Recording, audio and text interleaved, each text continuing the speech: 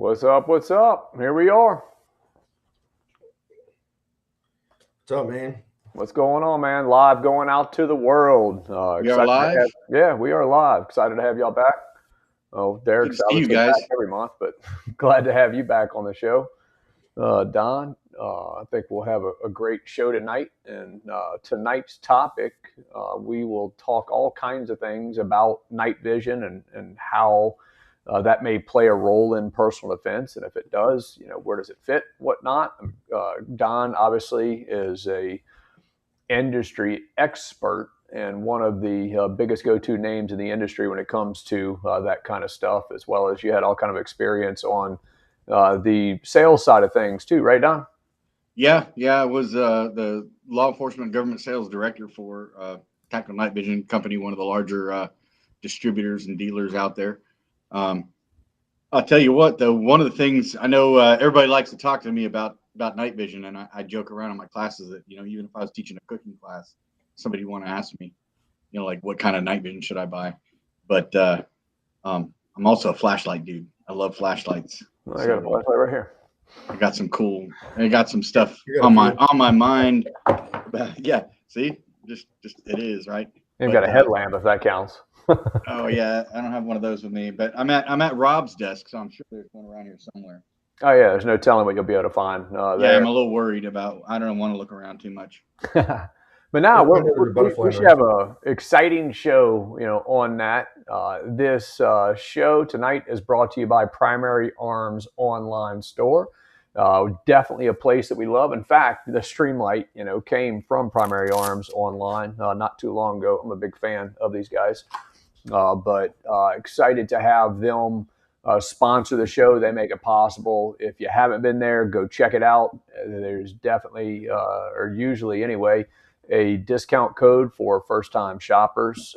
And so tonight's show, Primary Arms Online. Anything you need, accessories with firearms, they probably have it. So check it out.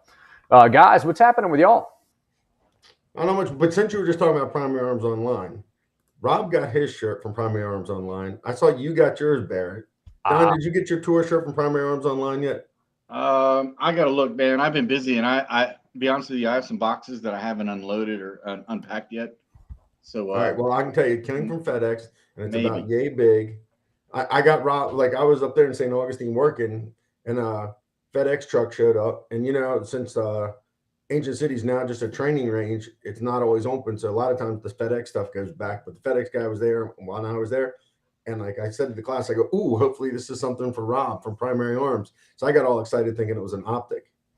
And I opened it up. Rob told me to open it. I didn't open it without him telling me. I opened it, and it was there's a really cool polo shirt, a Vertex polo shirt embroidered that had the training tour logo on the chest, Primary Arms Online on the sleeve and all. And I'm like, well, you don't have to worry about me stealing it, Rob. I'm not Barret. I'm not a medium. And then Barret sent a text to me that like within the next day that he got the shirt. And I'm like, ooh, I got one. I got to look. I got one. I'll be honest with you. I've been on the road a lot, so there's some stuff I haven't had a chance to look through. Yeah, and I came home to it. It was delivered sometime, while I was on the road, and came home and kind of the same thing. I was like, ooh, my optic's here, and opened it up. And yeah, it's a pretty cool tour shirt. So I'll have it here on the tour, not too long. But yeah, that came from them as well. I got FedEx today. I got all excited thinking it was the shirt, but it was still something cool. It was Next Level Training sent a couple of their cert pistols. Oh, sweet. Their new 19 really feels like a Gen 5 19. Nice. I was getting ready to say somewhere I've got a couple of those. But yeah, I need one of those. Right. I need one of those for demos. Well, you probably got one sitting. I was getting ready to say, stand by. Maybe, maybe, or maybe Rob's got one laying around here I can just take. I've been using this UTM slide to do safe demos lately. We got Angelo tuning in from Georgia. It says, no permit needed to carry in Georgia. Yes, absolutely. I think Georgia is one of the latest states for constitutional carry. That is pretty awesome. So glad to have you on the show tonight. Yeah. Our governor down here in Florida just said he swears that is going to be signed. He's going to sign that into law before he gets out. Just doesn't know when the House and Senate up there in Tallahassee is going to get around to it. Yeah, we're the opposite side of things here in Louisiana. I should say opposite, but it's, we're working on it. It'll probably be still a few more years, but we are definitely working on it here in Louisiana. So obviously the training tour, right? It's in the middle of things going on. Don, you just said that you've been on a road a bunch. What's happening with the training tour right now with yourself? Oh man, well, I just got back from Kentucky doing some low light pistol and low light carbine class, and I'm home for a couple of weeks. Got my truck in the shop, getting some things squared away, and then I'm headed out to see our buddy Ken in Reno, Ken Crawford, doing a night fighter course out there, and then on my way home, we got the NRA annual meetings, so I'll be there, and then where am I going after that? Arkansas with our other buddy Doug Glenn, going to do a combat carbine course there at his home range. So yeah, man, I got I'm road warrior lately. Yeah, it's definitely a busy time going on. Deryck, you just came back from St. Augustine? Yep, just got done with a 3-day DSF level 1 instructor development class in St. Augustine. Had 10 people out there, and then I'm pretty slow this May. Like I don't know if the viewers know, but now anything local, I'm working with Armored Alliance Group down here. So whatever they do all the local scheduling stuff, so I don't have to say I haven't gotten around to it anymore. There you go. That's what you need, is somebody telling you, show up this time, this many students. There you go. Bring a happy face. Yeah. And then my next tour stop is up in Mass with William Dalfy, doing a DSF level 1 in June, and then I'm going back again in July doing a pistol and carbine class up there. Okay, awesome. Yeah, I'll be up at Cape Cod Gunworks in August in Massachusetts. Nice. Definitely a beautiful state up there. I was trying to think, my next tour stop, I'll be in Idaho here in another week or so, teaching DSF level 1 instructor development. I think there's 12 students currently in that one. I'm excited about that one. I don't take too many times to stop and enjoy the scenery, while I'm at different destinations, but I figured since I'm there, I might as well go fishing. So I did schedule an extra day. I'll try to find a guide and, find some trout or something. Or maybe something bigger, who knows, but kind of looking forward to that. And then I think I'm in Dallas, if I remember correctly, right after that. Cool. Idaho's cool. I haven't been there since early 90s when I was in the Marine Corps. In Idaho? Yeah. I had a guy I was stationed with actually lived in Idaho and went home with him one time. Yeah, I'm definitely looking forward to that one. Yeah, Idaho's cool. And I think Rob's down in Guadalajara right now. Last I heard, he's in Mexico. Yeah, he's definitely down in Mexico. I was actually hoping to join him on that trip. As it worked out, couldn't make it, but probably some fun. How's your Spanish, Barret? Not too good. Not too great at all, actually. But I've got hands. Oh, and I am teaching the Train and Learn event with Kevin Dixie in Missouri here in a few weeks as well. Oh, cool. Teaching defensive carbine there for a couple of days or something like that. But yeah, really looking forward to that one. And I got another project that I'm working on right now. The dates haven't been set yet, but kind of super excited about it. Maybe I'll talk about it next time that we're on the show together. But yeah, we're in the middle of the Personal Defense Network training tour. So if you haven't checked out the calendar, jump on the website. There may be a class taking part near you with one of the 3 people, and of course on the video tonight, as well as the several other instructors who are contributors to the Personal Defense Network that are currently traveling and teaching all over the country as well. So check it out if you haven't. All right, guys. Man, lots to talk about tonight. I think that Don, I know that you like the flashlights, you like the low light. When it comes to night vision, I think that we're probably going to have definitely some interested people that are maybe on the outside of that world that want to know more about it. And so, I think that we'll kind of jump into just some basic fundamentals of technology, what to expect out of it. Obviously, where does it fit in our world with personal defense on, specifically, I guess we'll talk about civilian side of things. Yeah. You want to jump down into the armed professional side of things as well, feel free to do so. And, we'll kind of expand, from there.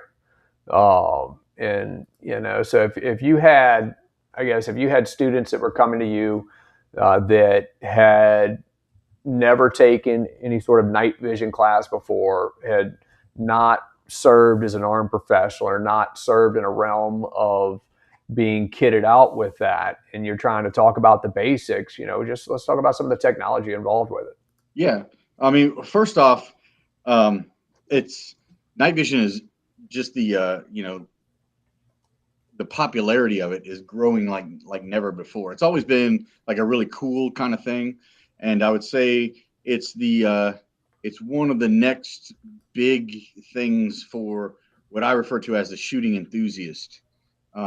The people that have been taking training courses for years now at this point, jumping in my opinion, into like the night vision game, as we would call it, without having a background in firearms training and even a little bit on the tactical side of firearms training, is, in my opinion, not necessarily the right answer. There are people doing it. I see people all the time that they buy their night vision goggles, their nods, as we call them, and then they want to get into the guns and stuff like that. But the norm is the guys that have been into shooting ARs and black rifles and defensive pistol and maybe some of the tactical courses like what I teach or other people might teach. And then their question is, well, what's next? And, usually the two answers are long range shooting or night vision for most of these guys. And, it takes a little bit of money and investment to get into both of those.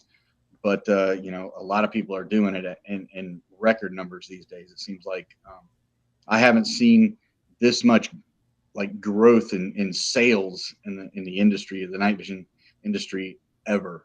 And it's used to be that it was a lot of hunters and a lot of guys that just wanted to get into stuff, but now it's all kinds of people that are concerned about future events or even emergency preparedness, not even necessarily any kind of government collapse, but just what happens when the lights go out. I want to be able to see stuff like that. So there's all different types of people that I'm getting in these classes. But the number one thing that I would say first is make sure that you have the skills as a shooter, because when you come to a night vision class and you're out there and it's 1 o'clock in the morning and we're shooting guns, it doesn't need to be, the words coming out of my mouth about shooting shouldn't be the first time you've heard some of these things. So it helps to be an experienced, not only shooter, but student, so that, you can integrate yourself in, because otherwise you're not hearing what I'm saying about the night vision. You're worried about whether or not you can perform the shooting task. And it's not a shooting course. It's a night vision course where we do a lot of shooting. And that's one of the distinctions that I try to make. But if you're like, okay, all that stuff you just said is cool, I'm ready, then you probably need to budget about $5,000 to jump in culture. And that's really kind of at the monocular level, the PVS 14, and a decent weapon laser and helmet setup with the mounts and everything. And, I know a lot of people hear helmet and like, well, I'm not a soldier, I'm not a cop, but this stuff is designed to be head worn. And there are some harnesses that work, but they don't work if you're doing anything much more than sitting in a chair like I'm doing right now, or walking around in your house. So as soon as you start to implement some sort of movement on the range or what have you, it doesn't stay put. So having a rigid setup, you don't need a ballistic, bulletproof helmet. You can get a polymer bump helmet that is made for night vision. That's just fine. And those are a few $100s versus, up to a couple $1,000s for a high quality ballistic helmet. But yeah, I'm still saying you need to start to budget as a entry level with some decent gear, about $5,000. Wow. Yeah. Get the checkbook out on Deryck. Wow. Yeah. I knew it was expensive because, I've been around when Don has done his Friday night fights. you know, and like seeing the equipment Don had, and I knew I would ask him like, what does it cost? But like, wow, like I knew that stuff was expensive. I didn't know it would still be that much for like, I don't know. I don't even know what the right term quite be, like commercial grade. I mean, you're talking, but mostly mil spec type stuff. You know, commercial grade.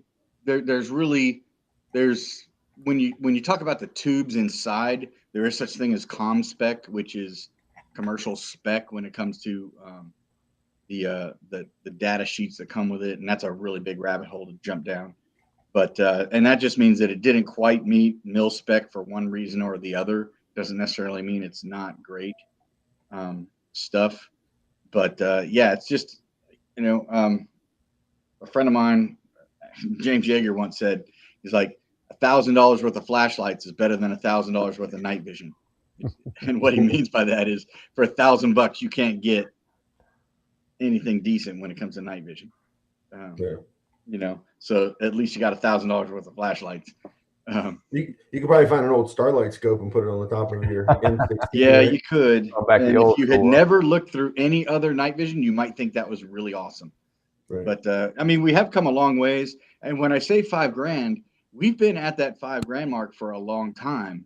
So what you get for $5,000 is so much higher quality now.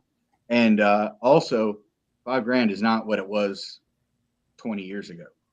You know, so what I would consider junk these days, the PVS 7, Deryck, you know what I'm talking about, cost the government $7,500 a piece 20 years ago or more. Yeah. You know, so what we get for our money and what our money is worth these days is not the same. So, you know, I mean, cost, you know, with cost of everything entry's else. up. Yeah, cost of entry's up, but you used to have to be really rich to have stuff that right now the average night vision user would turn their nose up at. You know, So do you think it's the quality for the price point, you know, being better is what's driving the popularity, or it's just more people interested? They don't care what they're going to spend. I don't know. I think it's just more people interested. You know, at the beginning, you know, a couple years ago when firearm sales started to take off big time and ammo was flying off the shelves, the guys who had the ammo and had the guns already were buying night vision. And it is more affordable. Whether or not, I mean, people cringe at $5,000, but you know, a lot of people have scopes that cost them almost that much on their rifles, and Yeah. you know, they have a rifle and scope combo that is well worth, you know, that much. So, you know, it's not as much money to people as it used to seem, and it's just it's the hot thing right now is night vision, and I love it. I mean, it's really neat. You know, after a while, you know, we'll look at each other and be like, is there really any reason to go shooting during the daytime anymore? It's like, we got lasers, we got night vision, you know, it's not so hot out. The sun's not beating us down. But you know, so a lot of guys do it just because it's cool, it's neat. You know, what's the defensive role application? I know guys that have large properties or ranches and stuff like that, especially in rural or very remote areas, that they're very big on, you know, being able to walk around their property and check things out without having to telegraph their presence with a flashlight of some sort. You know, even drive around. I was going to say, it seems to be, you know, where my students that have gone down that route, that's kind of the aspect, is they've got enough property that they like to be able to see what's happening at night, you know, or, you know, I just had a student recently, you know, that on a weekly basis, he's eradicating hogs, mainly for hire, right? He goes in the dark and, you know, and hunts them at night for the property owners. And that's probably the main reason that he has them. But of course, there's the aspect of, well, I may need to protect myself in the dark kind of thing as well. Yeah. You know, I mean, most people, I'll be honest with you, do it because it's fun. Yeah. You know, is there an underlying, you know, are there underlying reasons that they want to have a capability? Maybe. But but that's, in my opinion, it's an extension of the Second Amendment, in my opinion. Yeah. It's I don't really need a good reason to do it. I just I can do what I want, kind of thing. I'm very absolute when it comes to the Second Amendment, as you guys probably know and probably also are. Yep. But yeah, so it's really hard to say why most people are into it or want to get into it. Mostly it's because it's a heck of a lot of fun, and if you haven't done it, you're missing out. I mean, I'm telling you, it's really cool. Especially me as an instructor, when I'm on the line and I'm saying ready up, and every once in a while I'll flip my MVGs up and realize that it's pitch black out here. These guys are burning down targets, and the only people that can see what's going on are the guys pulling the triggers. It's pretty cool. Like I was out there with Don that one night, and like I wasn't even shooting. I was just observing because I had to teach the next day, and Rob was out there actually shooting the course. Oh, that night. Don gave me a helmet to put on so I could see what was going on, and it was like crazy. Like, because I was in the Marines in the 90s, and we had night vision, but it was pretty much like looking at a old black and white TV with snow. Yeah. Except for it was green and white, and like you knew there was a person there, but you couldn't tell exactly who it was. The things Don gave me, it was like unreal how it went from pitch black outside to like I could tell who each individual person was. Yeah, and if you remember, lasers back then, Deryck, we didn't have lasers for our rifles either. So really, the night vision was just for walking around with. It wasn't, we really couldn't engage targets with it the way we can now. The capabilities, the various types of what I call peripheral equipment to go along with the MVGs has come such a long way. Not just that, but also the quality of the image intensification tubes. What we have is so much better, and we have so much more of it, and it's so much more available. Somebody's asking a question. What's the difference between commercial grade and mil spec in image quality or ruggedness and durability? So when I talk about a mil spec tube versus a com spec tube or a commercial spec tube, it just means that something about that the tube, the image intensification tube, which is inside of the MVG, something about it when they run it through the series of tests, and in my class it's a 45-minute portion of our lecture on it, but where they rate certain things. It's almost like getting a dyno for your truck, all right, and it spits out all these different numbers, and just maybe one of them, it didn't quite meet the threshold to meet a mil spec contract, or it might have a cosmetic blemish in it that was unacceptable. So then it gets put and gets sold as a commercial tube. There's nothing different about how it's manufactured, how it's made, its ruggedness, its durability. It just may not have, one of the numbers could be a little bit off. All that being said, like a commercial spec tube today is going to be 10 plus times exponentially way better than what he and I had 20 years ago, 30 years ago, even what was mil spec, maybe even 10 years ago. We're just these tubes are so that one of the problems is people chase that perfection, and when at some point you really can't tell the difference. So I wouldn't worry about it. Most of the stuff that comes off the assembly lines does meet mil spec.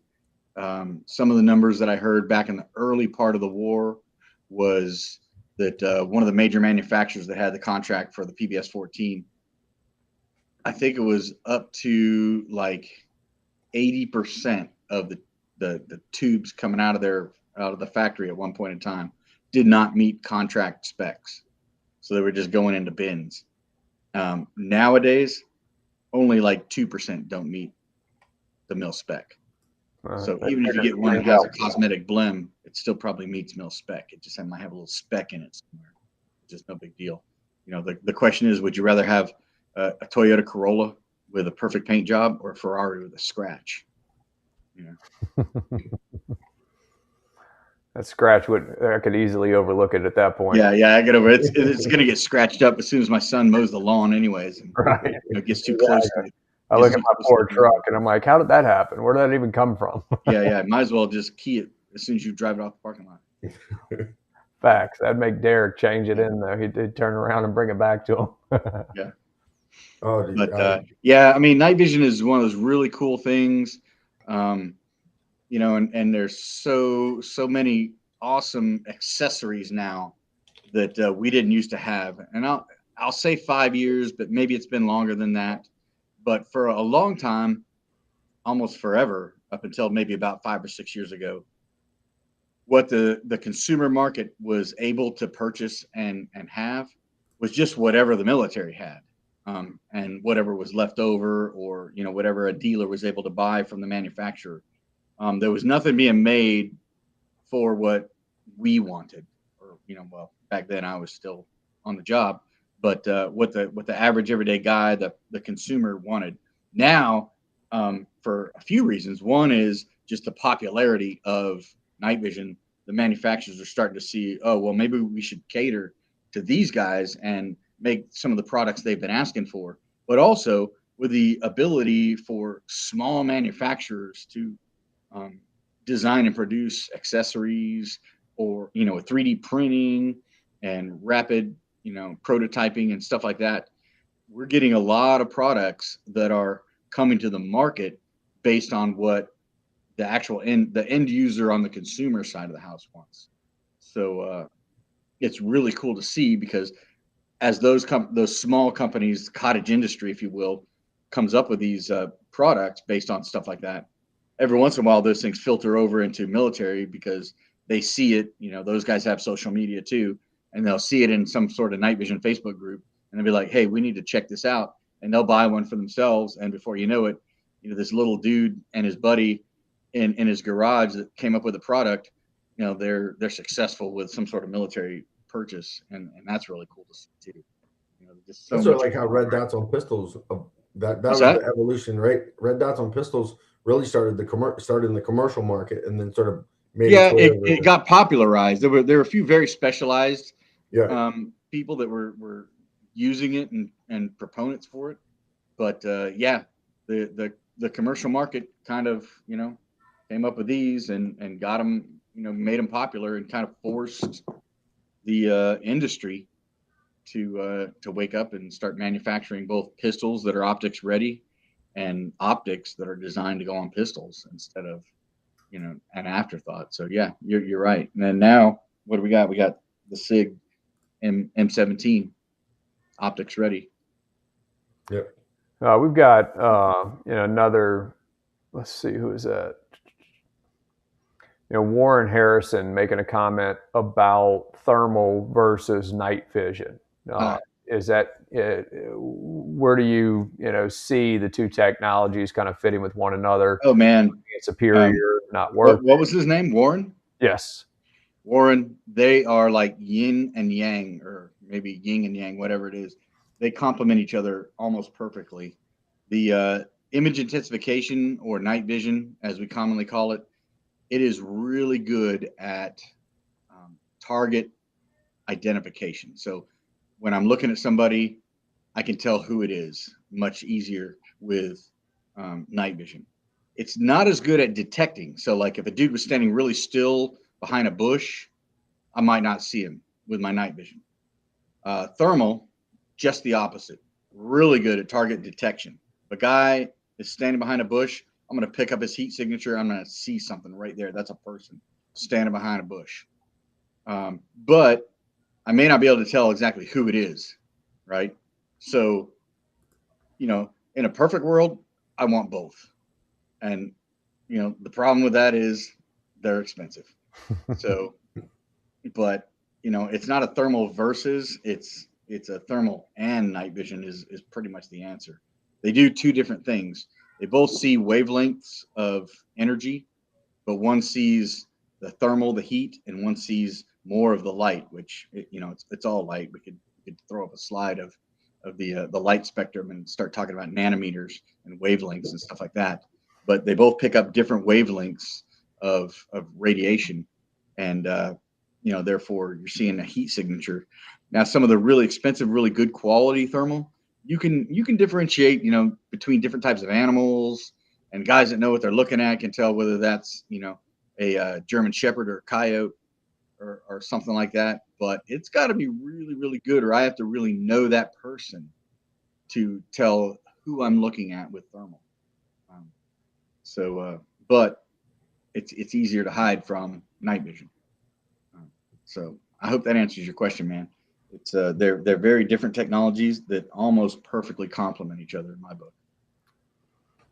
Yeah, and that's kind of when I've used the two for hunting, it's really the same thing that I've come up with, that the thermal, the animal's not going to hide from it; it's there. Yeah.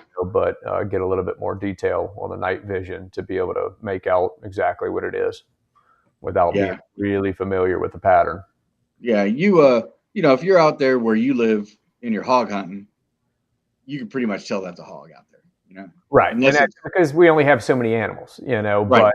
But I will say that we don't have a lot of bears in Louisiana. And there's not a tremendous amount of people that I think that are hunting the outlaw quadrupeds at night to maybe make this happen. But daytime, I tell you, every once in a while, every couple of years, somebody mistakenly shoots a black bear in Louisiana thinking it's a hog. Oh, really? They're so used to that low to the ground black. Yeah, low to the ground black. Exactly. Yeah. Moving through, and somebody's like, "Ooh, hog shoots quickly," and they realize, like, "Ooh, I've definitely $1,000 mistake." Yeah, I've definitely been out hunting with people, like taking people out, and we were actually maneuvering to get a decent shot on some really big hogs until they stood up and they were cattle. But they were kind of laying down on the ground. You know how they do, so they they were lower to the ground. So like, holy crap, those are some huge hogs over there. And as soon as they stood up, we're like, oh shit. So yeah, there is that. You have to use your discretion, just like you should during the day. That's what sometimes white light, huh? Well, or like I've said, the night vision kind of helps, but just be absolutely sure. Just like anything else, right. You can't assume anything. No, absolutely. Even when we're talking about defensive shooting, you need to know what it is and who it is. So if somebody's wanting to kind of jump in and invest that $5,000, right? Let's talk about kit in regards to what should somebody be looking at. Obviously, the list is going to be longer than what you may recommend, but where's a starting point? Well, for a night vision device, a night vision goggle or night vision device, in that price range, you're looking at the monocular, the PVS 14. And I would look at a good quality mil spec type of thing. The company I used to work for, TNBC, offers a lifetime warranty on the ones that they build and sell. I would look at someplace like that has a reputation, that's been around for a while. Unless you just get some smoking deal from a buddy, who's going through either hard times or divorce and needs to get rid of his stuff or whatever. But if you're looking to invest in something new, start looking at some of the places with a reputation for one, being around for a long time, two, for quality, and look for that warranty. And that's the thing. We went round and round, and it went from 5 years to 10 years to a lifetime warranty on the PVS 14 there at TMEC. And then you've got, I want to say, and I've been out of the game a little bit, but I want to say that the average, like what you would consider standard issue PVS 14, is going to be around $3,000, around $4,000 if you want the latest and greatest white phosphor tubes in there. Your good quality bump helmet is going to be around, like an Ops Core or something like that, would be around $500 now, I think. You need the mount that attaches to the helmet and then attaches the goggle to the monocular to the helmet, the part that flips up and down. That's called the mount. That's going to be another, a Wilcox mount for that is going to be about another $250. So it all kind of adds up. You need all these parts. And then to really do it right, if you're going to be into the running and gunning stuff, is you need some sort of weapon laser. And, the cream of the crop these days on the civilian side is the Mall from B.E. Myers, but it's about $3,500. So if you're on a strict budget, you want to look at the L3 at PLC, which is the civilian version of the PEC 15, or the D-Ball A3, the Class 1, which is basically the civilian version of the Steiner's version of the PEC 15. Those are all going to be in the $1,200 to $1,500 range. So that's where I get the about $5,000. If you're, and then if you want to go dual tubes, you're like jumping in, for the whole setup, what I just talked about, from 8 on up to 12, depending upon, what kind of lasers, what kind of inner tubes you're talking about and stuff like that. It just kind of goes up and up from there. But what's wild is I get guys coming to my night fighter courses that have easily, they're walking up to the firing line easily with $15,000 to $20,000, new retail worth a kit, with between their MVGs, their helmets, any accessories they happen to have on that helmet, their rifle. Shoot, they'll have a nice AR with an aim point and a $250 mount and like I pulled up Primary Arms online over here because I knew they had night vision. Yeah. Steel Industries RNVG. Yeah, the RNVG is a good gear. $6,600. That's a binocular. Mm-hmm. And that's just the unit. Yep. That's not any of the helmet, the mount, or any of the other stuff. So, yeah, you can spend some money. It's definitely not a cheap hobby. Yeah, and that's I do some water safety stuff on the side here and there. Maybe I can write it off. Who knows? I'm sure you can write it off. Then again, I guess I can write it off in the firearms industry. There you go. Yeah, there you go. Hey, Don, let me ask you this. I think the answer is yes, but I don't remember. I was talking to Sam one time, Sam Houston. The tubes can be rebuilt, right? Like over time? Well, so the tubes on the inside, they kind of sort of can, but they can be swapped from unit to unit. So, for example, the goggles that I have, the actual tubes on the inside this is the fourth housing, I guess, that they've been in. So if you kind of think about it, like the tube is the engine in your truck. Okay. Let's say the engine lasts forever, but maybe the transmission and the body, you want to get a new one. And let's say it was possible for you to buy a new truck body and, just swap your engine from one to the other because your engine still had another, 10 years on it. That's probably what you guys were talking about. Now, technically, they do have a way of kind of breathing life back into old tubes. They call it repotting them, but it's a pretty detailed process that only a few people actually do out there. Oh, okay. But yeah, they can be rebuilt. As a matter of fact, I need to drop mine off with him soon after the Reno class and get them worked on. Just take it apart and rebuilt, basically an annual service. Oh, okay. And obviously, besides the kit, somebody investing the $5,000, it's or more, super important to jump into the training class from there. Right? Well, and I'm always self-conscious about pitching the training stuff because that's what I do. But it's important, and that's it is. And here's one of the things that I'll say is and there I'm not the only one that does this, but I'm one of the few that has the ability to rent you equipment.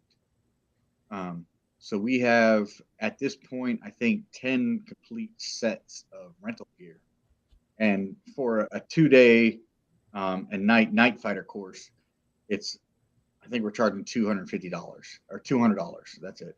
And it's the equivalent of $10,000 to $12,000 worth of stuff if it was brand new. Yeah, I was gonna say. For $200, that's really not bad considering the cost of these things. Right, And so what a lot of guys will do is they will come take the class first and use our kit, and then they'll learn what they need to know, and they'll make an educated purchase, because it's real easy. That's one of the pitfalls of the NVG game and getting into it, is that there's so much to know, and it's so hard to learn it before you pull the trigger spending that kind of money. I've had several guys take my class and basically say, I wish I did this before I spent the money. I probably would have spent it differently. And you know, we see that a lot, right? I see it a lot just on the firearm side of, I mean, I can't count how many times I've had somebody actually come to the training class and like, ooh, and they go back and realize, you know, very quickly by 9 o'clock in the morning that this gun's not right, or it's not right for them. Yeah. Yeah. Same idea, man, except we're talking a lot more dollar signs. Right. Exactly. So, you know, it's kind of a selling point. I'm a little shy about it, but I really do think that it can save people money. And it's actually been pointed out before by, you know, other industry professionals that, you know, like spending that $200 can save you a couple $1,000 in, you know, wrong decisions or you know, whatever, when it comes to spending the money on that gear. Because we do spend a lot of time. We have a classroom portion that is, well, it's designed to be 4 or 5 hours, but it almost always lasts like 5 or 6 hours, because people ask so many questions, and people are curious. They want to know about this stuff before they purchase it, or they want to understand the gear that they did spend all the money on. And you know, we'll hang out in the classroom as long as people want. That's a big important thing, and a lot of the feedback I've gotten from people is that's really the best part of the whole thing, is just learning about the gear and understanding and being able to ask, you know, a couple of guys who have been in the industry for a long time, and you know, we don't know everything, but we know a fair amount, and we're able, you know, to answer just about every question. If not, we can find the answer, or we'll make something up. Make it sound like it. Yeah, we'll make it sound good. No, but usually we can, you know, we've been almost stumped once or twice. But, you know, usually some sort of electronic engineer type dude that has some sort of nerdy question. So your class, I mean, what you're teaching most of the time is a 2-day format. Mm-hmm. It includes several hours of classroom, getting to know all the points that they should be getting to know. I'd imagine there's some daytime work on the range, and then you spend a good bit of time in the night, right? Yeah. Basically, we start on Friday normally, like around 3 p.m, and we go total until about midnight. So we'll spend however long it takes in the classroom, and then we'll roll over to the range and spend the last 2 to 3 hours on the range, doing some basic stuff, getting the rifles zeroed with the lasers, getting guys used to some of the stuff that we talked about in the classroom. And then, so that would be Friday into like around midnight-ish. And that's one of the things I've also found is most of the people, you know, everybody's got a day job, not a night job. So I got to ease them into staying up all night. So 12 o'clock, 1 a.m., that's about what everybody's good for, especially with the information overload and being on the range shooting guns. And then Saturday, we'll meet again at usually around 3, and we have a very short class, and then we hit the range. We do some exercises during the day that we're going to do at nighttime, and basically we just roll into the night and can continue shooting. One of the things that we also do a lot of, well, not as much as night vision, but we do a lot of low light stuff. So there's flashlight work involved, especially in the second night. So as it gets dusk, we'll start using the flashlights, and then as it gets dark, we'll start using the night vision. And I'm a big believer that the course is called Night Fighter. So it's about using not just the night vision tools, but also the low light, the flashlight, and the white light stuff that's at your disposal as well. So we work all of it. Yeah, and you know, obviously somebody from day to day is probably more likely to have white light on them than carrying nods in a backpack ready to roll. Absolutely. You know, like I said, the last class I just taught a week and a half ago now at this point, about 10 days ago, was a low light pistol and carbine course. So we focused heavy on the pistol because it's not too hard to turn on a flashlight that's mounted to your rifle and shoot a target. But the principles are big when it comes to that the pistol, and we all kind of carry something like this or this with us every day, or we say we do, right? We set it on the nightstand at the hotel and do our EDC pocket dump, and there's a flashlight, a pocket knife, and a pistol with a light on it, and a wallet, and a watch or whatever. So either we say we do or we carry a flashlight around and a pocket knife around, and the flashlight and the pocket knife are probably what we use the most.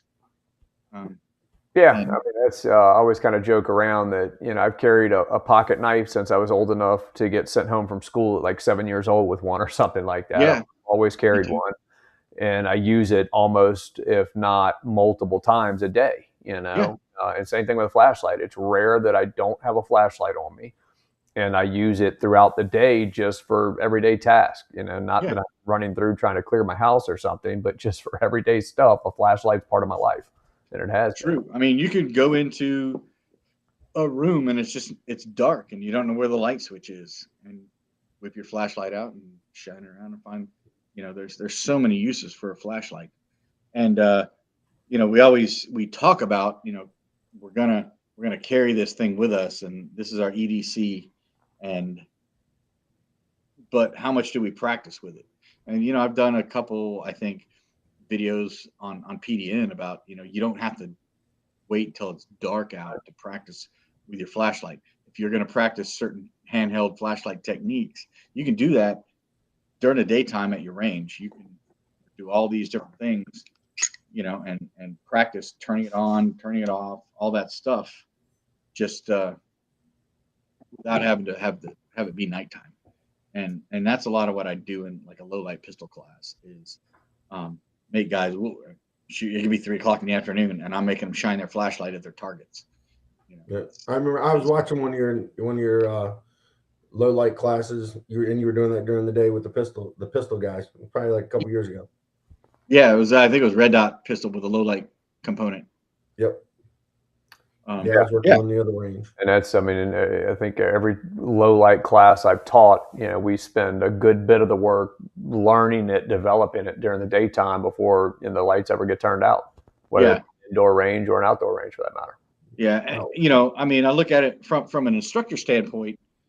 Your class now you've seen it, they've rehearsed it, they've gone through the motions, so that now when we can turn out the lights, if it's an indoor range, which is convenient, or when the sun goes down, now they're doing the same thing, only they can actually see the application, right? Because shining your flashlight at a target at 3:30 in the afternoon is, it's an exercise. It's not really showing you what you can do. But now that you've done 100 reps of that during the daytime, now when it's dark and I'm explaining to you why you want to do certain things, how to get the flashlight in your hand, or how to switch it on, how to switch from a flashlight in your hand to a gun in your hand with a flashlight on or off, those are something you've practiced already.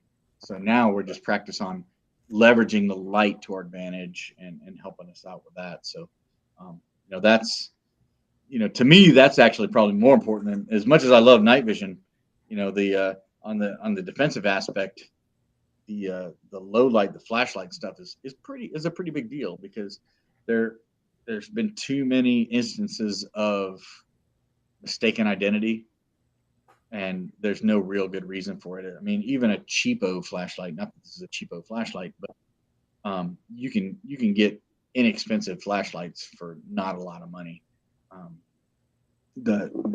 You pay for quality, but there's no excuse for shooting the wrong person, shooting a family member, or something like that. Yeah, I agree. Because you didn't buy a $20-$30 flashlight. You don't have to buy a $250 flashlight. If you do this all the time, I recommend high quality gear. but since I'm talking about these flashlights, some of the things that I think are indisposable, or to me, it's not even an argument. If you're going to carry a light, you need to have some way to retain it. If you're carrying it with a gun, if it's just a task light or whatever, it's no big deal. But this one here has a finger loop on it, and this one here has my favorite type of finger loop on it, made by Raven Concealment. But they don't make it anymore.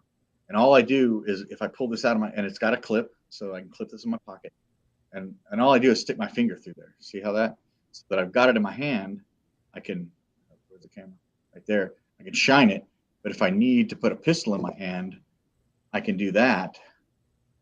But I've never dropped this, right? So if I need this back into my hand, there it is, right? There's a few different ways to do that. This one is made by Thurum, or by here, right there. Now it works the same idea. I can stick a finger through there, flip it out of my way, and get a two-handed grip, as opposed to trying to shoot one-handed, right? In a crisis, I'm a big believer that if I shoot better with two hands, I want to have two hands. If I need to shoot accurately, if I need to shoot quickly, if you're a student of the CFS or the DFS program, you understand that we want to be able to control that gun and put as many rounds into the high center chest as possible in the shortest period of time, right? So doing that one-handed is definitely a challenge. If I get two hands on it, which being able to flip this around behind my hand versus drop it on the ground. I could drop it on the ground, but now I don't have it anymore, right? Right. So and Surefires used to all come with a wrist lanyard. That works too. You can just have it through your wrist and you can drop it. And you can flick it up like a yo-yo or something like that. There you go. Yeah, that's I used to, and I still do. A great thing for home defense, especially. You don't have to worry about the size of it or anything. For scuba diving, they make the float lanyards, or the lanyards that are easy to get a gloved hand through. Right. And they're a very distinct loop that I would recommend staging with a home defense gun. Right. So as you're reaching for that gun and getting that ready, it's very easy to put that support around your wrist through that loop. And you can always let it go to go two hands on the firearm if needed, or to, work other tasks or whatever. Now you're only gonna be able to go two hands on the firearm if you have a weapon light on the firearm, or if it's light enough for you to see. Right, exactly. Right? And Deryck and I were having a little bit of a conversation before we went live about some of those things, and it's like, if it's light enough and you don't need the handheld light anymore, I'd still rather not throw it on the ground if I don't have to. Right. But I look at the weapon light on a defensive pistol as a nice to have, good idea thing, right? But I look at a handheld light as a must have thing. It's like, you need to have this, right? Because I don't want to have to point my pistol at whatever it is I want to illuminate necessarily, right? In a pinch with some training, I can learn how to shoot well, with a handheld light. Mostly, I'll tell you the secret: get good at shooting one-handed, because every technique out there is still a one-handed. It is. I mean, that's, when you look at it under slow motion, it really is not doing a lot for what we need the second hand on the gun anyway for, and it's recoil management. Yeah. So, I use a technique called neck index, just so that it looks right down my sight and right down everything. And I just resigned to the idea that, I need to be able to shoot one-handed if I'm going to shoot with a handheld light. And, that was back before I had pistols that, I could put lights on. I carried a Beretta model 92F or a M9 for a living. So, there weren't a lot of options when it came to that. And, not every pistol had rails like they do these days. Now, every pistol has rails for a light and comes optics ready right out of the box. For my law enforcement guys out here, that's what we call a clue. No, definitely so. And I mean, I carried a weapon mounted light, personally, for years. I will say that, for concealed carry, it would be rare that I'm carrying a weapon mounted light. For my home defense handguns, every last one of them staged with a weapon mounted light on it. also staged with a handheld flashlight. I don't think that it's one or the other. As you've already kind of just talked about, the handheld flashlight is for looking and identifying, where Absolutely. the mounted light is for illuminating what you've already decided to shoot, Right. and so, for the home defense, I do keep them staged on the firearms. For concealed carry, it's, and I think that's what y'all were kind of talking about before, that if, and granted, I want to separate out, when you get from armed professionals that are intentionally engaging, or being moving towards targets, whereas concealed carry, more personal defense, ambush style attacks, closer up, where if we have the option to disengage, then I think that that's the preferred method, rather than somebody making entry into a building or intentionally going towards running after the suspect and whatnot. But I think just civilian personal defense, it kind of goes back to when there's enough light for the target to attack you, to be the bad guy, then there's likely enough light for you to shoot without light. What's the important side of that, obviously, is the identification side. And so from day to day, I still carry the handheld flashlight that can, obviously be used for navigational purposes, just for task, from day to day. But if there's questions about somebody, then I can use the light also to illuminate that individual, to be able to see what's in their hands, to be able to see who they are, or to temporarily disorient, to buy time, right? Right. And you said temporarily disorient, and there's so many things you can use a light for, and that's one of those, is just shine it right in their face so they can't see you very well anymore. And sometimes that de-escalates. Sometimes all that does is give you a tactical advantage that Right. as a defender, a home defender, or whatever, or even as a concealed weapon guy. But I totally agree. I think that a good handheld EDC light is indispensable. It's one of those things that's kind of a must-have, unless you're like, well, I never go outside my home after sunset, and I never leave until after sunrise. Okay, and then I never ever walk into a room that the light switch is not turned on already. Never ever would be caught in any situation where it's not All a my lights are motion lights. As I right. move, they You know, illuminate. and there are some guys, and I don't disagree, that would say, you know what, if it's nighttime and I'm walking out to get the mail out of the mailbox because I forgot to grab it earlier, I would want to have a flashlight in my hand. Um, why not? What if I got a neighbor with a dog that wants to bite me every time I come outside? I want to be able to see that thing, or whatever. I can just, hey, boom, hey, what's up, buddy? And oh, my bad, sorry, I didn't mean to blind you with my 1500 lumen flashlight that I Didn't mean to spent. light your face on fire. Right, didn't mean to melt the skin off your face like the Lost Ark, but um, hey, my bad. But what I didn't do is I didn't shove a gun in his face. I realized, hey, well, that's my neighbor out walking his dog or whatever. I've had a few neighbors get it. What's that? I've had a few neighbors do this because Yeah. our street's pretty dark, and like our dog needs to go out at night. When I go out, I don't take the gun with me. I take one of my flashlights. I have more staged flashlights sitting around this house than I do firearms. Yeah. Well, it's just one of the things we're designed to operate during the daytime. Our eyes see best during the daytime. We see our color, our depth perception, all that stuff operates best during the daytime. That's why we harnessed fire and made torches out of it. And then, one of the first things we invented after electricity was the light bulb. We don't like the dark. We want to be able to extend our ability to do stuff, past sundown. And you can go all into it. I mean, we're designed to fall asleep at nighttime. We start producing melatonin at nighttime, so we get sleepy. We just want to go to bed and wake up when the sun comes up again, go back to work. So there's so many, but predators kind of, prefer the cover of darkness. So if you need to go outside and do stuff, hey, a flashlight is, flashlights are awesome. And, they're less expensive than night vision. I joked around with my class last weekend or the weekend before last that back when I was younger and I didn't have a lot of money, or maybe I just, my perspective was wrong, and I'd had a hankering to buy a new gun of some sort. I would either buy a new flashlight or a knife. So that's why I had a drawer full of old Surefires and Benchmades. Yeah. So is Surefire your preferred brand for flashlight?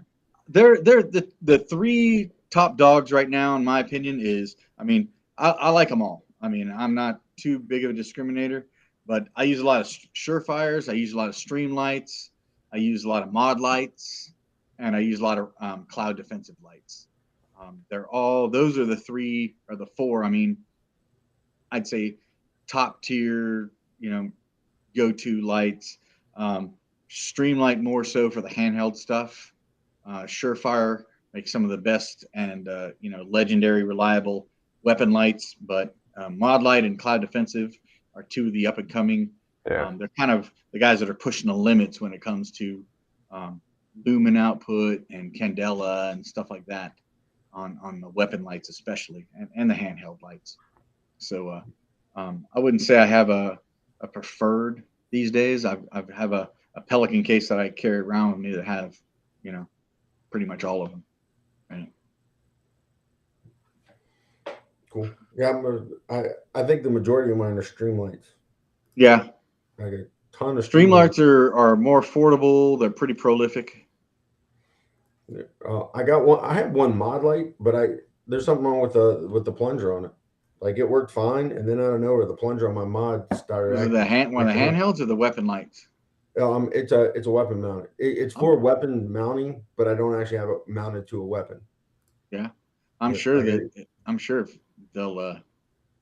help you out with that. Probably got some sort of Barret. I didn't get right on it. Yeah, things break for Barret, and he doesn't get right on it until his backup breaks, and then he's like, "Okay, now I'm going to get on it." A Trigicon MRO comes to mind. Hey, I will give it to Trigicon. It took me 1.5 years to get it to him. It took him 1 day to send me a brand new one. Who's that?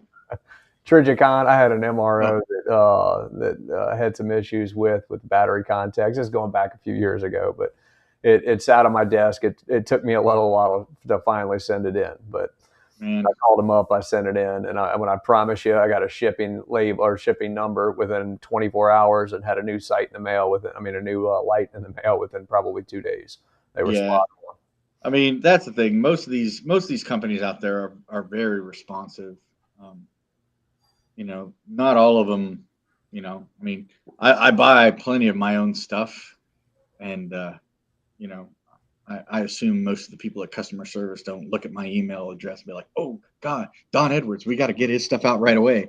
I'm just another dude in the queue to send something out to. And I haven't had very many bad experiences, even with all the craziness that goes on. Sometimes if you order something obscure, you might have to wait for it. I try to order black flashlights because I don't really care what color it is, and I'm not gonna wait around for some specialty anodized flavor of the month kind of thing. If I want this black flashlight to be green, I got spray paint. Love that Krylon. That's right. It can be whatever color I want it to be. That's right. 5 minutes. You got remorse about it, you can change it tomorrow. That's right. About a half a can of brake cleaner, and it can be back to original. That's facts. Just like a rifle, spray paint that AR-15 whatever color you want. That's right. Can of brake cleaner, and it's black again. True. And I don't care what. I'm like you. I don't care what color it is. As long as it's not I think as long as it's not pink or purple. Doesn't Rob have like a orange tiger stripe freaking rifle or something? Yeah. Green and black tiger stripe. Oh yeah. I think Barret does too. Yeah, I was getting ready to say I can't reach it off camera. Yeah. But it's actually not far from where I'm sitting. Yeah, I was like, just send me something basic. Yep, same here. I like it, and that's it's not. I don't not looking for it for the tactical side of things, right? It's fun. I enjoy the flare, right? Yeah, no, it's fun. I mean, I say this all the time in my classes too. It's like this is it's too cool not to have fun. Right. Also, guns shooting should be fun. If it's not fun, we're not going to want to get out and do it anyways. Fact. Yeah, but I've so Rick here is talking about the Phoenix light. Yeah, I haven't ever had any of the Phoenix lights, but they're supposed to be pretty good. Yeah, I mean that's I remember Phoenix was a huge popular brand for years. Well, they were supposed to dethrone Surefire. Right. I mean, you had Surefire, was great lights, but came with a big price tag, right? So Phoenix stepped up and came out with a lot of power at a low price point. Yeah. And so I mean, I haven't had a tremendous amount of them. I carried a Phoenix for a bit. I think somewhere it's probably laying on my desk somewhere. I actually did have an issue with it as well, but it was one of my more favorite lights. But yeah, unfortunately, I think it stopped working. So they're looking for it. But. Yeah, I mean, he points out he's talking about said Surefire Streamlight Cloud Defensive, but my flashlight addiction needed a break in the wallet. I mean. Good quality lights are not cheap, but it's kind of like everything else. You get what you pay for, kind of thing. You do, but technology changes with it, right? I mean, think about this conversation 10 years ago and what was available then versus the cheapest of the lights now. I mean, it's absolutely insane how bright and how small they've gotten over the years. Oh, we've all been around probably long enough to remember when the old Surefire lights were 60 lumens. Yeah, what was it? 6P. 6P, that's it, 6P. 6P. Man, I carried that for years. Lumens, and you were like afraid to shine it in your buddy's eyes because you were going to like permanently blind him. Now we routinely shine 1,500 lumens in each other's face. And we're like, take that. You only have 750. Right. How weak is that? It's like if we were joking around with a guy who, I can't remember what light it was, but it was a good EDC pocket light, and I think he had like 500 lumens or something like that in the class. And we joke around, I was like, "What do you got, a birthday candle over there, or what?" It's like, but once upon a time, that was like the, that was the most badass light you could find. It was 60 lumens. Yeah. And as soon as it doubled to 120, you're like, ah, Well, I mean, now you can get flashlights that have great performance that you can swap it between. If you want all the lumens, you go CR123, and then it's like, well, I don't need that much all the time. You can throw double A's in it, and it like cuts it in half, and it's still 400 or 500 lumens. And also, I mean, and I fall into the camp of I like all the lumens. I want the brightest light I can get in my hand, and it's not just lumens, but candela. So the lumens is the amount of light that is being produced. Candela is how much light is being projected at range and stuff. So maybe if the only place this light was going to be used would be in my house, then I might not care so much about candela. I may just want to just light up the world for about 10 or 15 yards. But candela is going to give me that throw to where I can see 100, or more even on some of these weapon lights. And if I'm putting it on a rifle, that's what I want. Yeah, but like a flashlight with high candela and a lower lumen will sometimes cut further than like the one with the lower. It'll definitely cut further. Agreed. I have some that are good examples, and it's kind of like a balance. You can go side by side with the cloud defensive lights and the mod lights, and be like, well, one has a little bit more candela than the other, but maybe not as many lumens. One has a little bit less lumens, but more candela, and you're either accomplishing the same thing or, at some point it becomes personal preference. Like, what do you like, or which one does what you want it to do? And what are you using it for? Exactly. Which one does what you're using it for, right? Define the parameters of what you need, and then let's look at what lights are going to give you the best bang for the buck on that. But the only way we really have those levels of performance these days is because we're starting to transition from the CR123 batteries to the 18350s and 18650s. which are the rechargeable version. I say rechargeable versions of them, but they're chargeable sort of equivalents or whatever, but they're much higher performance batteries. They're wrong end. Yeah, and that's it's so you get this, but pretty much when you buy any of these lights from Surefire, Mod Light, or Cloud, you usually get a little charger and at least one battery, sometimes two. They're not that expensive. A spare battery, maybe around $10 to $20. But if you're talking about one that replaces two CR123 batteries, and you're paying $1.50 on Amazon Prime per battery, so you're talking about $3 every time you change batteries in your light, and these are good for like 200, 300, 400 charges. Yeah. Then really, if you've got a spare and you always keep one charged, keep a fresh one with you, maybe in a go bag, or if you're a professional, you keep cops carry a patrol bag with extra batteries and everything in it. Have some pre-charge, Right. Use one up, you put it on the charger when you come home. It's not really that big a deal.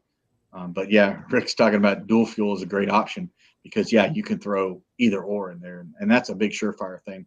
The other two companies, Cloud and Mod Light, I'm pretty sure I got to look back at Mod Light, but I think most of their stuff is rechargeable only, just because they're looking for that high performance output, and the only way you're really going to get it is with that higher performance power source.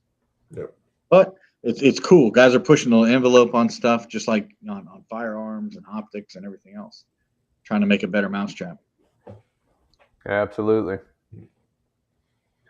Well, so did I mention I like flashlights?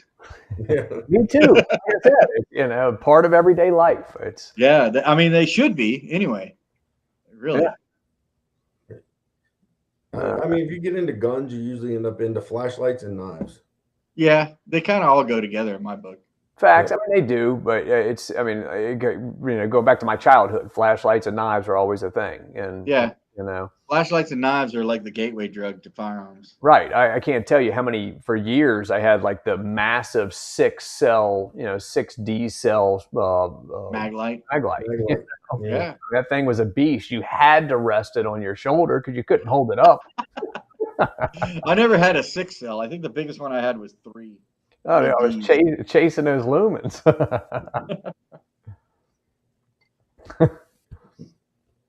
And now today, that thing is like you're walking around with like a little birthday candle in your hand. Right. Yeah.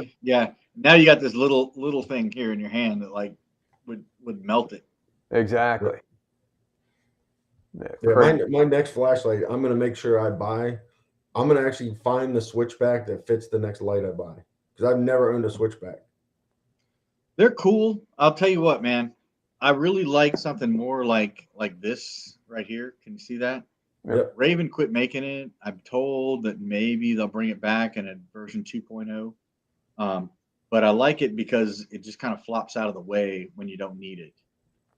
It's an O-ring that hooks on there.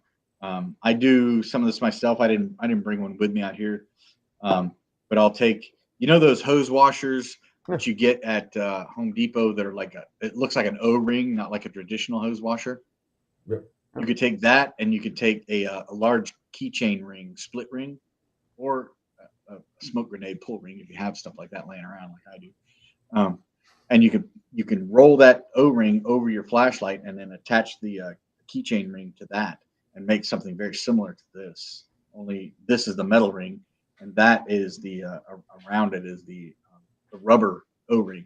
The thing that I would caution guys about is if you're going to makeshift your own, you need to make it out of something like that, something that's going to break loose before the skin on your finger gets ripped off. Okay. Yeah. And I made that mistake once upon a time. I took that thing that Deryck has a metal ring that goes around the Surefire, and then the cap screws down on it like this, and then his lanyard is attached to it. Well, I attached a pull pin ring from a smoke grenade to that, and it was all metal on metal. And the guy's like, "Yeah, that's a really good idea," until it gets snagged on something and your finger gets degloved. you need to make sure it breaks away. And I was like, oh, wow, I never thought about that. You know, it was really cool. I made my own version of this before I, found this. But yeah, you got to make sure that you're safe about it too. Some way for that device to break loose off your finger or your wrist in a case that it gets snagged on something, because you don't need to lose a finger or a hand or something like that. So that's really important, because guys in my classes will, as soon as they see that they should have something like that during the first break, they're grabbing 550 cord and stuff like that, and they're making something. And I got to make sure they realize that, hey, what you're doing right now might be cool and get us through the night, but that may not be the safest way to go. We need to come up with a better way. Like, most of them end up getting online and ordering something to go there. And these switchbacks, like the woodshop teacher from middle school. Yeah, these switchbacks are I don't know what they cost. They're not that expensive. In the I think they're like $20 or something like that. Yeah, you could probably buy a 2-pack of them for. Yeah. I don't know. Cool. Damn, it's like 10:20. Yeah. Is it?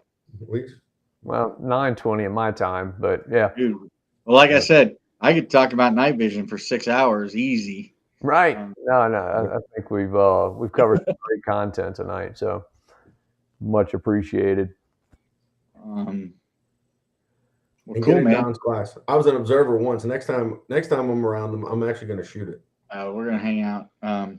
So, hey, Deryck, when are you going to be out in Idaho? Barrett's in Idaho. The 13th through the 16th or something like that. You going to stop by Nemo and visit with those guys?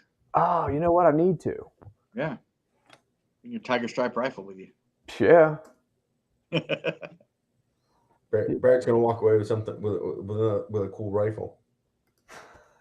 Another demo rifle. Yeah. Well, hate the game, not the player, right?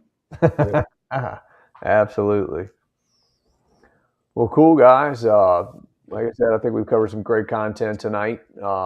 If people want to learn more about Don Edwards and your calendar because they want to jump in one of your night fighter training classes, where do they go? Go to greenlinetactical.com. Greenlinetactical.com is a website. The schedule is pretty up to date. There's a couple more things going on there the next week or so.